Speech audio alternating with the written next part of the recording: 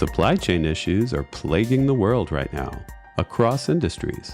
Can quantum computing offer a way to ease the burden and provide real customer advantage? Evidence seems to suggest so. We take a look at this use case and other innovative ones you might not have heard of in this episode of the Post-Quantum World. I'm your host, Konstantinos Karagiannis. I lead quantum computing services at Protiviti, where we're helping companies prepare for the benefits and threats of this exploding field. I hope you'll join each episode as we explore the technology and business impacts of this post-quantum era.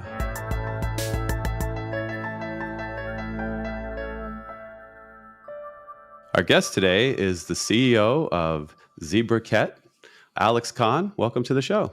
Thank you very much, Konstantinos, for having me on. I'm excited to have you on. You're involved with a few startups, and honestly, from what I've seen of you, I don't even know how you're one person. I'm surprised to see only one person on this call. You know, we joke about many worlds interpretations sometimes on this show, and here's an example. You are literally living many lives, all wrapped up in this one world somehow. So I think we're gonna have a great conversation. So why don't you tell us a little bit about how you got started in quantum and this exciting journey? It was in 2018 when D-Wave made the quantum annealer available in the LEAP program.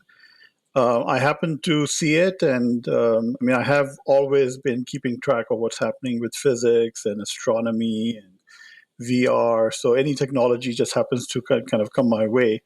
So I signed up for the LEAP program since it was free and got into it, got introduced to the quantum annealer. And initially, I just thought it was fascinating. I didn't think I was going to get into quantum computing. But in 2019, I decided to take the MIT Expo courses in quantum computing. And that's kind of where I made a commitment. I actually had a meeting with my family, and I said, I'm changing directions and going from the corporate jobs that I've had, and I'm going to do start working in quantum computing, and I have no idea where this is going to lead, but I'm going to commit myself for 3 years and see how it goes. So I've been in it. I've been enjoying it, learned a lot, and participated with many different companies. That's amazing. We're going to talk a little bit more about just education later and helping the workforce, and that's so inspirational. You know, you just made this decision. Boom, I'm pivoting, and your resume kind of speaks for itself, and we'll make it speak out loud in this podcast today. So tell us a little bit about ZebraKet, because we had to pick one title to start with. So you're CEO of this company, so we'll start there. Yeah, and I think it's an appropriate example. I was invited to join the CDL program. This is the University of Toronto Creative Destruction Lab, which is an incubator that's becoming very popular, and they are working in many different areas, AI, space, supply chain also. So I went in there just as an individual to see what would happen. And in the interview, actually, I was asked, what is the one thing that I might want to get out of the program? And I said, I just said one word. And so I said serendipity. So I have no idea what's going to happen. Hopefully good things happen. So I met with, excellent people, very smart people from all over the world in the program. I brought my experience. They were bringing their experience. They were all interested in finding use cases and finding ways to use quantum computing for practical real-world applications and to start companies. So we had many hackathons. We had a project every week, plus we had a hackathon in between somewhere. And in that process, we kind of conceived the idea of doing process optimization using D-Wave or using the quantum annealer.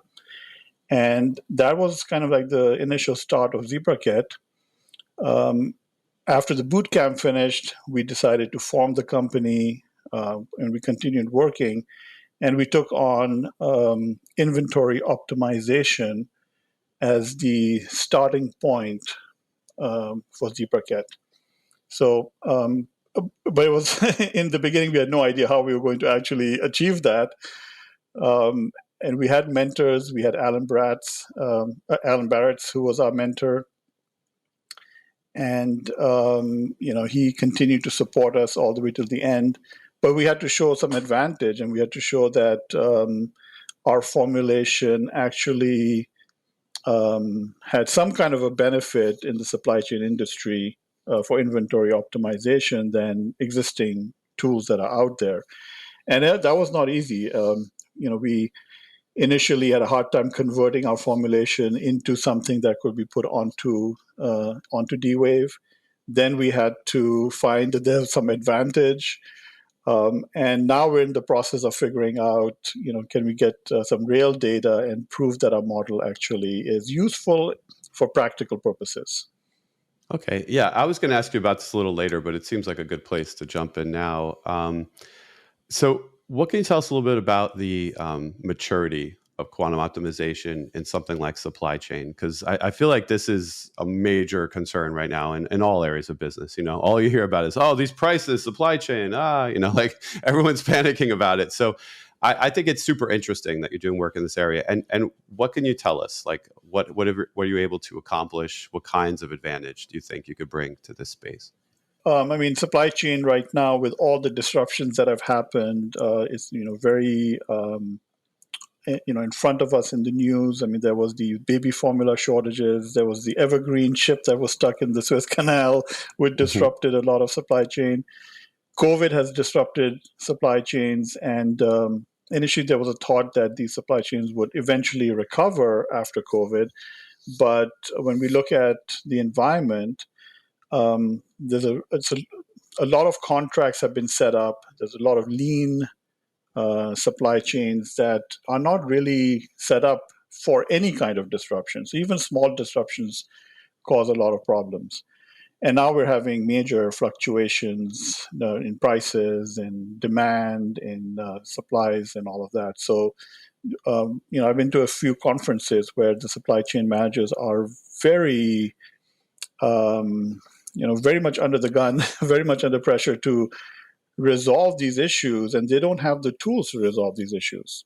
And so, inventory managers that probably just focused on their job at one time are now being called into C-level meetings to explain why there's a shortage or why there's negative publicity or customer, lack of, items for customers. So, we got into this area because my partner Asan, he's known about these issues, and he wanted to see what he could do with the optimization and D-Wave in this area. So what we really had to figure out was, number one, can we take a practical supply chain problem and actually embed it on D-Wave? So the first part is, you find a use case, you have to figure out a way to embed it. Now, the techie term for that is to build a QUBO. So, that's a quadratic, unconstrained, binary optimization model that you have to create. That's the only way you can really put an optimization problem on D-Wave or even on gate quantum computers. So you have to do that first step. And sometimes people don't really talk about that.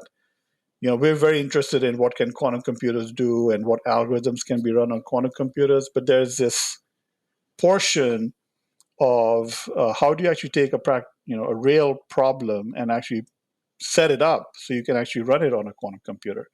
So we took 6 months or a few months figuring that out. And we found that it was not any better. The formulation didn't create any better results than what you can solve with a classical solver. But then we started looking at the components that are removed from these problems. So a lot of these formulations have been simplified over time. They don't have the quadratic relationships. They don't have the complexity of the routing problem, packing problem. Any of the NP hard or the difficult problems have been taken out of these formulations to make them run easier on classical computers. So when we started putting those components into the formulation, we found that D-Wave did much better. That's what it's built for, than some of the existing classical solvers. And now I'm not saying that, you can build a genetic algorithm or some specific algorithm that can get to your answer really quickly. But when you look at just on the surface, a generic solver that's in the market, we beat that. In some cases, we had a 40 times better performance than the industry solver. Nice. So it's not always about full advantage, right? Like sometimes you could just show that maybe one little piece can be done better in the whole chain, or and go out from there. So when you went through this process, did you kind of like start simple and then try to break the problem? Did you like try to just keep adding constraints until it crumbled, or what was your thinking? Yeah, I started out with a very core, simple model. And then we started expanding it, making it more complex, bringing in the network, multiple retailers, multiple suppliers, thousands of items going through the network, pricing discounts, bundling discounts, customer behavior. So initially, it just started out with a very simple model with one retailer, and then it's become much bigger now. And how do you handle things like bottlenecks? So for something like this, you have to get on a queue, you have to wait to use the machine. Is this something that you envision being helpful to run only like a few times a day as a result and still show benefit? No, I think so at a certain level, you can have optimization that you just run once a day. Mm-hmm. If you're doing some kind of planning and you wanted to optimize a bunch of data, create your optimization, you get some recommendations and you implement them once a day or once a week or once a month. Those are fair use cases. And you don't have to use D-Wave, all the time for that. But there are certain instances where if you want to be, if you think about a digital twin, where you have control over your supply chain, you're getting data about where things are, and then when things shift or the price fluctuations, or somebody calls in and says, "No, I don't want my shipment," right? You want to turn things around really quickly. So, in an ongoing real time environment where you're automating the decision making process, it is very likely that you want to be optimizing on a regular basis and using that information to decide how do you want to react. Now, you don't have to totally change your supply chain just because of the recommendation, but you could take components out of that recommendation that have the most cost impact and implement those right away. Mm-hmm. So in that sense, I see a world eventually where companies like D-Wave or Gate Quantum Computers are being sent data, and they are, whether it's optimization or some other kind of a algorithm, they are sending back information constantly. And then that information, number one, it's solved with a lot of data quickly. And mm-hmm. then those recommendations can be then used for, controlling, flights, controlling shipments, controlling, various things. Yeah, that's great. So it sounds like it already meets that criteria for customer advantage as D-Wave introduced it, right? Right. The system is available. Yes. There's a queue, but mm-hmm. As more funding comes into these companies, they will have more servers and more availability. And people, large companies, global companies can even eventually decide whether they want to have their own D-Wave system, right, or other ion trap or something like that, that is their strategic advantage and is sitting in their data center.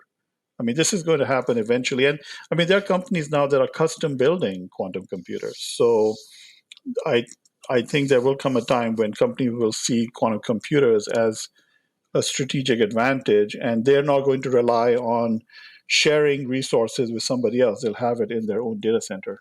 I think especially for optimization, I think annealers are going to be so specialized that even when we reach universal gate-based, fault-tolerant, we'll still have them.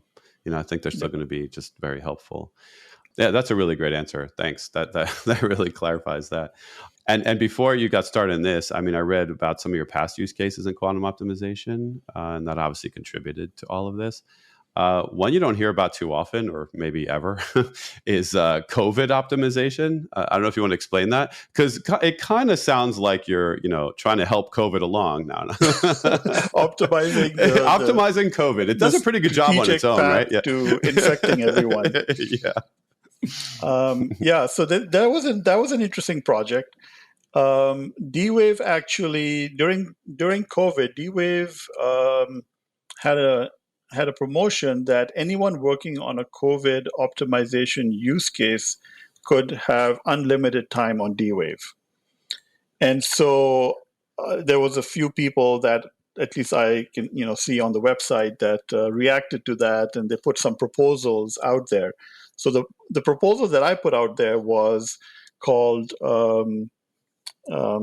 lockdown. It was like a COVID lockdown optimization, herd versus lockdown. So herd would be you just let the disease kind of evolve and deal with it without any lockdowns, and then lockdown would be shutting things down and staying away from the disease, right? Mm-hmm. So what I was thinking of, well, between those two extremes, there has to be some optimal. And could D-Wave, could we form some kind of formulation where D-Wave could help with that?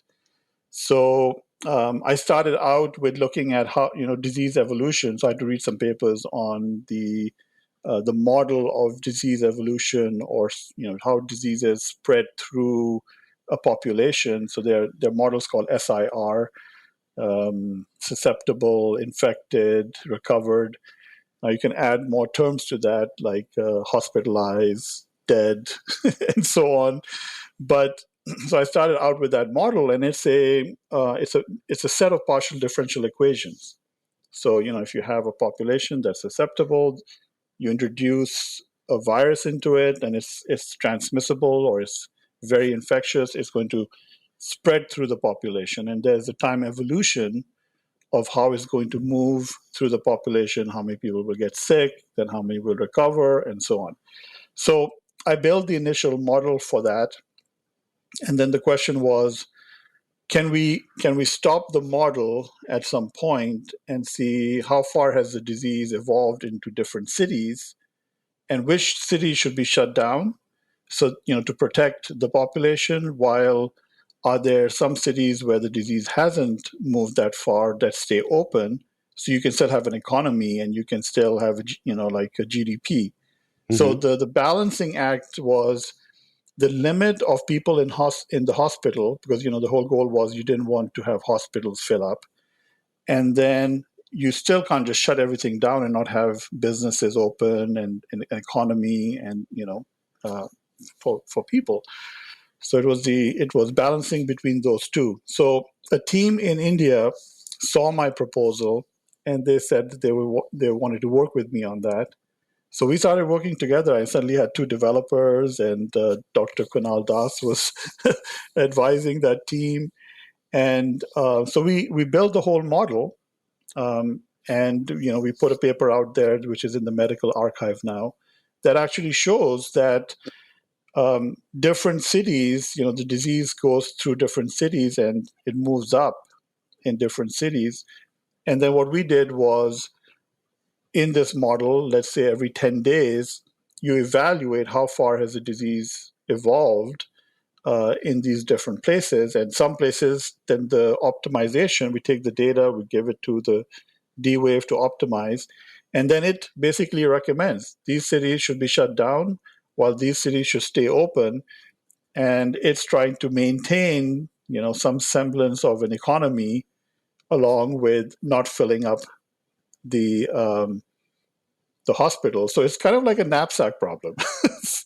So that's a hint on how to solve it. Yeah, that definitely is. And it sounds like it doesn't even matter which strain or variant we're talking about, because the what you're talking about are the real world effects. You're not talking about what the infection rate is initially, or the like what you hear like with BA5, for example, it's 4.8 times more infectious. So that's not really what matters. It's these other variables that you can gather publicly. So the team has actually taken that initial paper and formulation,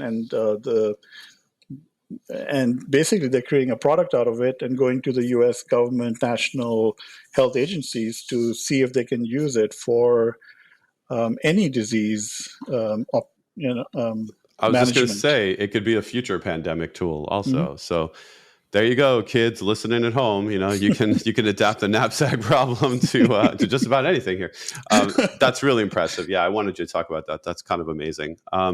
So we've done episodes on portfolio optimization, and we do those here at Protiviti also for customers. So let's talk a little bit about what you accomplished back when you wrote your first paper on that, and just maybe any thoughts you have on how that's going forward.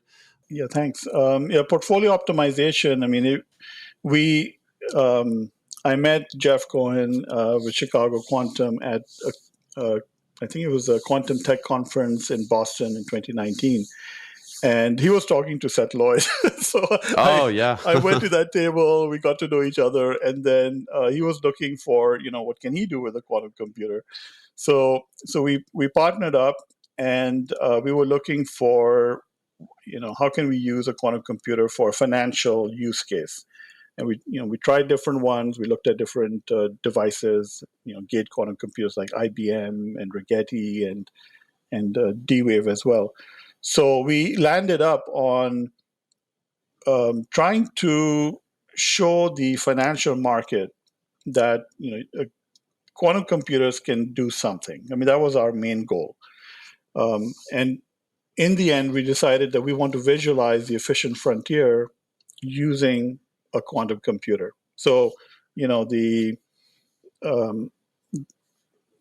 portfolio optimization formulation is very standard formulation. A lot of people are familiar with it. It's a simple use case. It is quadratic.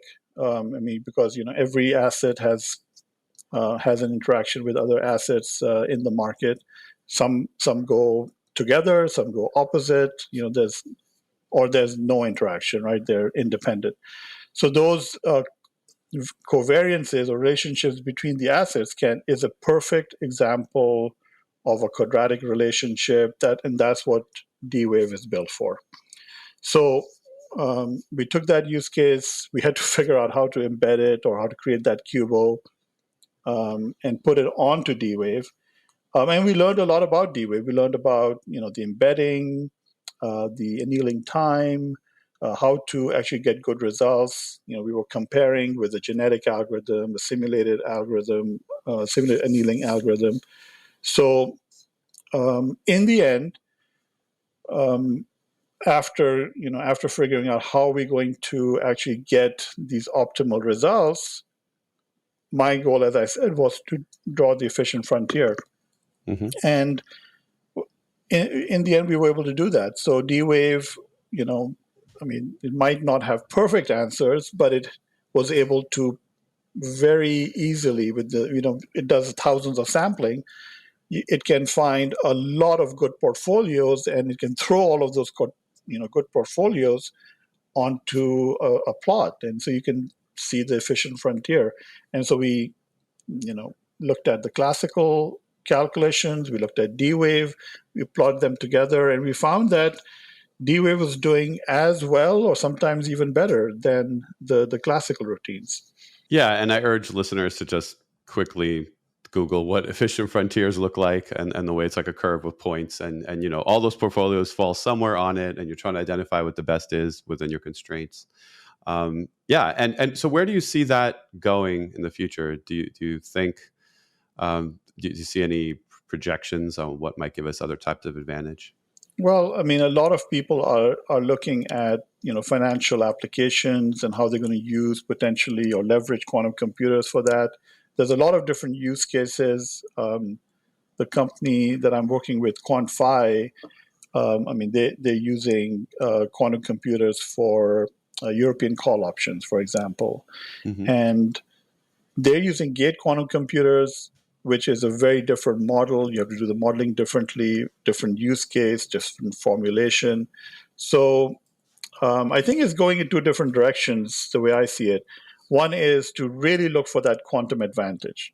But there's a lot of work on building a quantum algorithm that has some advantage and finding a use case for trading or something where you fully leverage the probabilistic nature, the entanglement, the parallelism of a quantum computer, and provide some sophisticated answers. So I think that's the direction which a lot of people who say they're in quantum computing are typically talking about building those algorithms. I think there is another market that, as you mentioned, are just looking at optimization and seeing if quantum computers can be used for that. So I mean, in that case, we are kind of dependent on the hardware. I mean, we've got Microsoft. Microsoft has a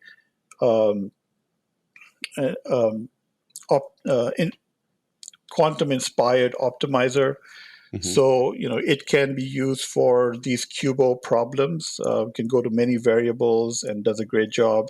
You've got NVIDIA coming out with their QQuantum line of products and Coda and so on, which will simulate a quantum computer, and you can put then a variational algorithm or an optimization algorithm on top of that and get some results. So, and then D-Wave, D-Wave when we first started had 2,000 qubits. Then later on it had 5,000 qubits. Then it had the CQM hybrid model on top of that, where we can put in, at that time we could put, like last year we could put 5,000 variables. Now you can put 50,000 variables on it. So as the hardware improves, as we get better annealers, better gate quantum computers, I think optimization will become easier and easier.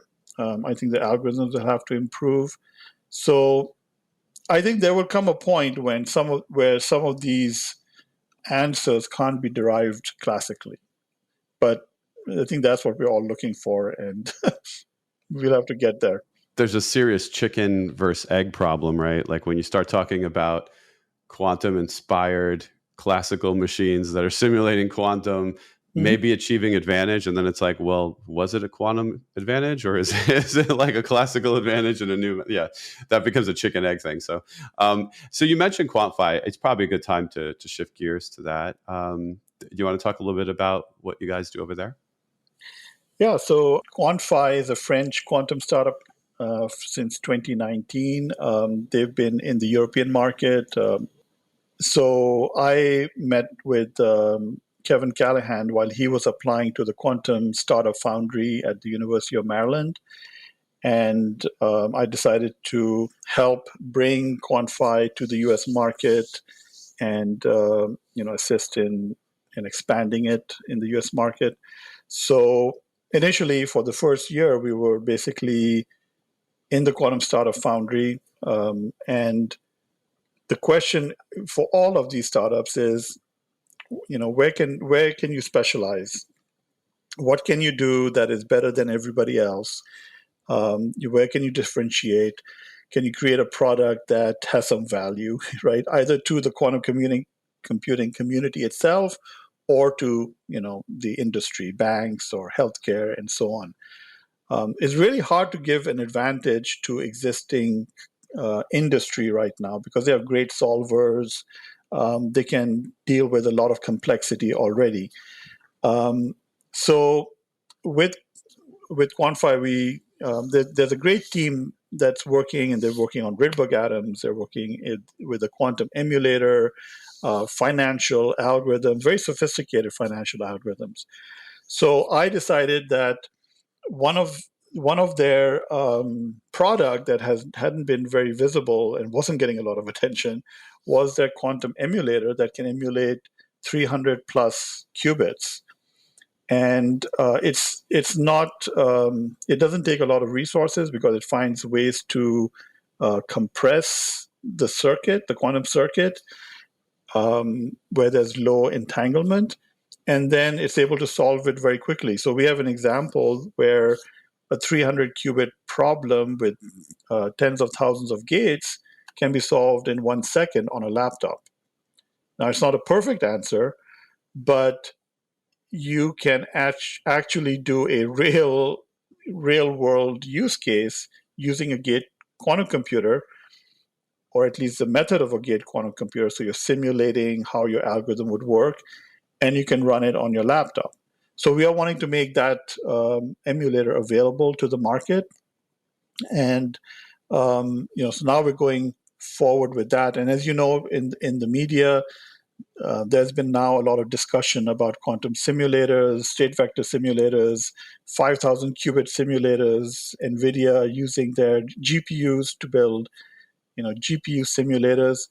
So we think that we have something unique. We think it can go for, like large, complicated quantum circuits, and be able to, for someone who's designing these circuits, be able to actually execute them and learn what the results of those circuits would be. Okay, because there has to be compression and other stuff going on, because obviously you can't actually represent all the states in 300 perfectly entangled qubits. That would require resources that we don't have if we converted the universe into a quantum computer, basically. Right. So there are special routines that have to be run for that. Yeah. But I mean, what else would you do? I mean, I've had conversations with others who are building these complicated algorithms. They'll build them, but there's no way you can run them. Mm-hmm. So anyway, the good thing is, we've got some focus. The team is very excited. We have a partner, BlueCat, in Japan, that is actually bringing this emulator online. We'll open it up in the Japanese market. We're having conversations with a lot of the quantum platform companies to put the emulator in there. And we also got accepted into the duality program. So we're very excited about that. And the CEO, Kevin Callahan, is actually in Chicago in the program right now. Yeah, I'm really excited to see what kind of results you get with that. I am. I'm going to be keeping an eye on that. It'll be kind of creepy if we get advantage out of that emulator. I mean, it's going to be really weird. Well, you're giving up a little bit of accuracy for being able to experiment, right? I mean, I think that's the point. It would just be funny if you found some sweet spot, some little piece of a problem that we got something out of. That would be amazing. But isn't that what is happening with a lot of the simulated bifurcation machines, the digital annealers? Yep, like Toshiba. There will be a period in this NISQ era where these simulators, the quantum-inspired solvers or the annealers, will be the way we solve problems and learn about what quantum computing circuits should look like in the future. I mean, we didn't grow up on quantum algorithms, so there will be a whole new generation of students who are going to just inherently understand what an entangled circuit should look like, or if they want to achieve something or come up with some results, what kind of an algorithm they would have to build. I know fluid mechanics and linear algebra and calculus, but this stuff is not something that comes naturally. There's no evolutionary reason for our brains to understand this stuff. We're forcing them to, and that education thing is a good segue here. I did want to ask about what you're doing to help educate the workforce of tomorrow. So I know you actually teach too, right? Between the hours of 3 and 4 a.m. when you should be sleeping. Let's hear about that. Yeah, so I also volunteered or agreed to help Harrisburg University. So this is Terrell France. I met him in one of our Chicago quantum meetings, and he was trying to promote quantum computing in the university and also helping out with the ecosystem with education. And I mean, he was doing this early in 2019 or 2020. So, I felt that I had learned enough, or I had some lessons learned that I could share with students at that time. So I volunteered to teach quantum computing, and everything I've done is really to kind of either help the community or just share things that I already know or have kind of learned by experimenting, and maybe hopefully I can help someone to accelerate their journey so they don't have to spend 3 years learning it. Mm-hmm. So I started teaching quantum computing from the basics. So we had high school students that we taught during the summer program. D-Wave, IBM, all the different algorithms, Bernstein, Vazirani, Deutsche-Jozsa, quantum Fourier transform, and then all the way up to Shor's algorithm. And one of my students that was in that summer camp built a quantum simulator while I was teaching That's awesome. the course. So that was very exciting. And then since then, of course, I've been doing the undergraduate classes. So that, we set up an undergraduate program, and we set up a graduate program. Now, this is not for building quantum computers, so we're not teaching how to build quantum computers. But what we found is that there's a huge market of people that are coming to these new startups from various different perspectives. So you have marketing people, legal, HR, procurement. If you just think about everyone that is, or consultants, right? Everyone that's in a company that is trying to that goes into quantum computing, or if you have an industry that procures services from a quantum computing company, you have to be able to talk about quantum computers. You have to be able to say, well, what is a quantum computer, or how do I evaluate a quantum computer? If I've got, if I'm trying to evaluate 5 companies that are saying I've got a quantum product in finance, how would you know which one is better than the other if you don't even know what quantum computing is? So there, beyond the physicists and beyond the people that are making quantum computers, there's going to have to be a whole workforce that actually understands what this technology is, so they can talk about it in their operations meeting or their procurement meeting or in their marketing meeting. So as I started teaching graduate level classes in quantum computing, it wasn't about, okay, what is, how are we going to build a quantum computer? But it was educating people who were already in the industry. There were project managers, people who were in various roles in consulting companies, manufacturing companies, pharmaceutical companies, that in their current life, they're not dealing with quantum computers, but you can see very quickly that somebody could pull them in and say, hey, I've got this company talking about solving chemistry problems using a quantum computer. What is that? Yeah. So as more people get to know this within companies, they will be able to really add value and help those companies to decide, is this something useful for them or not? So I felt really privileged. It was really exciting to see some of the, when we did projects, and we had a capstone project in the end where the people would say what kind of quantum computing company they would actually form. These students were beginning to really grasp the concepts and the potential advantage, and hopefully they can take that message back to their companies. So when a highly technical company like us are coming to a company in the industry, there will be someone who can have that discussion with us. That's terrific. There needs to be more education all across the spectrum, and I'm pushing really hard right now. I would love to see a good coder program, like a dedicated undergraduate degree, and just like, hey, you're ready to code when you come out, like that would be ready to code quantum circuits. Yeah, these jobs will be there. Believe, I'm sure of it. I think they're already here. I know they are. So it's only going to grow. There's a lot of hackathons. I mean, there's a lot of companies are doing hackathons. IBM, Xanadu, Classic is now doing quantum algorithm hackathons. I will say, a lot of people have been working very hard in this area for decades, right? So I jumped in 2018, and a lot of the groundwork had already been laid. So, we're kind of leveraging a lot of hard work that other people have done.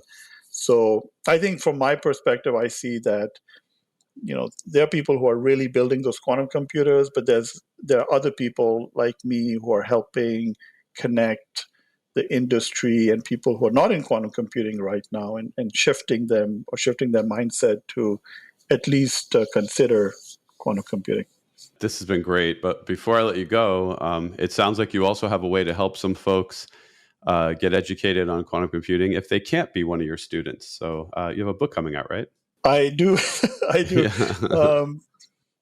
I packed Publishing actually reached out to me and said if I could write a book on quantum computing. So they wanted me to write a book on Amazon Bracket. So it's called It's called Experimentation Using Amazon Bracket, and